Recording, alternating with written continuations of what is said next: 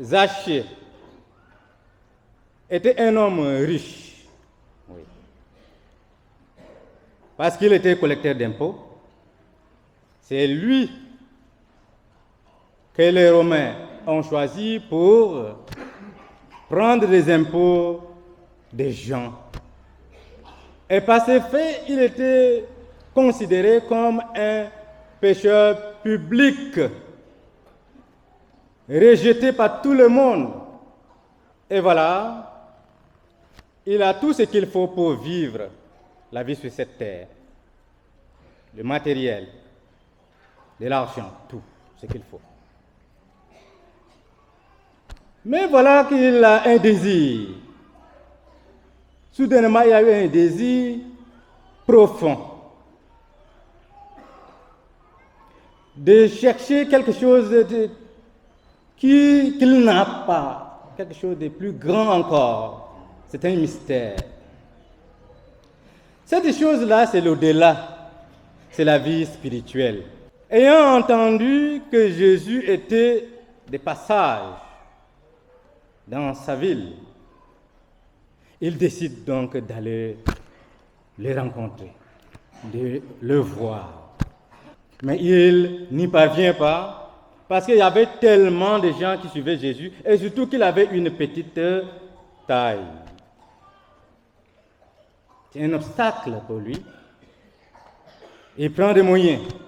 Il court devant. Il va grimper sur un arbre pour attendre Jésus qui devait passer par là. Et c'est quand Jésus est arrivé là, il leva les yeux et il le vit. Quand il l'a vu, il lui a demandé de descendre tout de suite, sans attendre.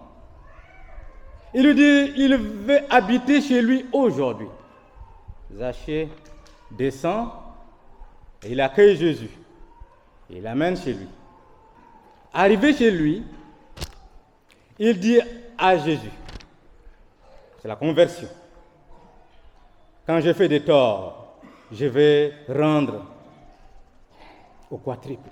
Je vais faire les dons de mes biens. Je ne vais que te suivre. C'est là maintenant que Jésus va lui dire, aujourd'hui est arrivé le salut dans cette maison.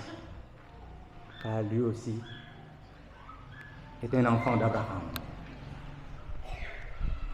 Les autres ont commencé à murmurer parce qu'ils n'arrivaient pas à comprendre que Jésus porte ses regards de miséricorde et d'amour sur ces gros pécheurs,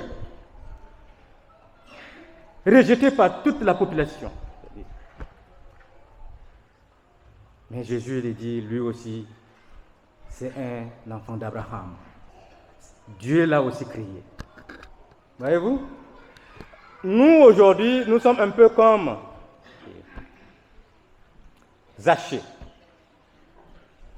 mais certainement aussi comme ces hommes, cette nombreuse foule.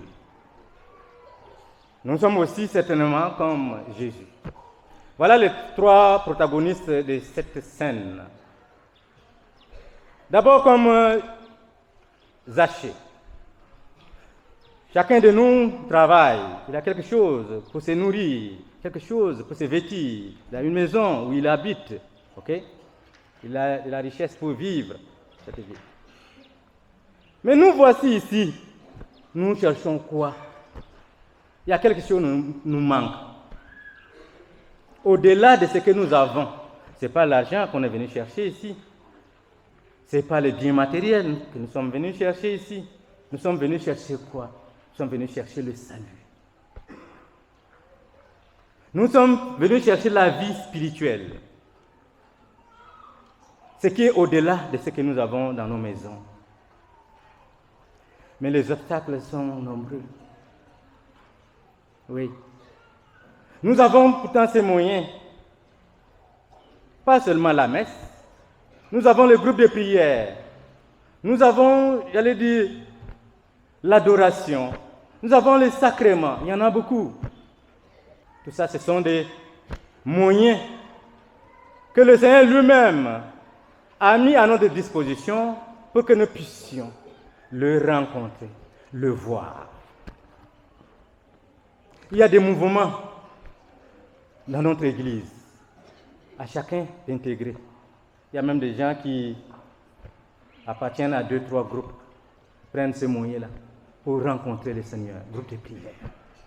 Mais cela ne nous épargne pas des obstacles. Les obstacles sont toujours là. Parce que nous avons nos limites. Nous avons une petite taille, limitée en intelligence, en sagesse et en foi.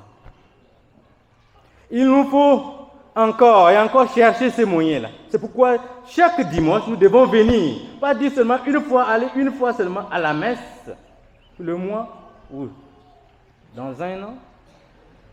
Parfois même chaque jour, nous venons à la messe. Nous essayons de dépasser ces obstacles, tout ce qui obstrue la route, ce qui nous empêche de rencontrer le Seigneur pour aller le voir. Oui. C'est l'amour du Seigneur. C'est la grâce de Dieu. Nous avons ces sycomores. Nous devons en bénéficier, les prendre à notre bénéfice. Nous le faisons déjà. Il faut le faire davantage.